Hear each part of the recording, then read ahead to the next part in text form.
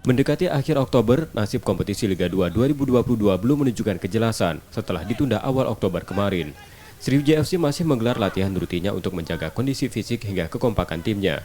Namun kondisi tersebut mulai berdampak pada psikologis pemain.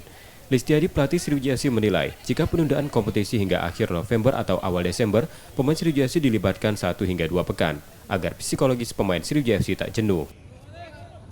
Sementara saya belum bisa komen karena manajemen juga belum bicara sama saya. Tapi kalau memang kita mainnya itu awal Desember atau akhir November, ya anak-anak minimal harus kita liburkan 1 minggu atau lebih.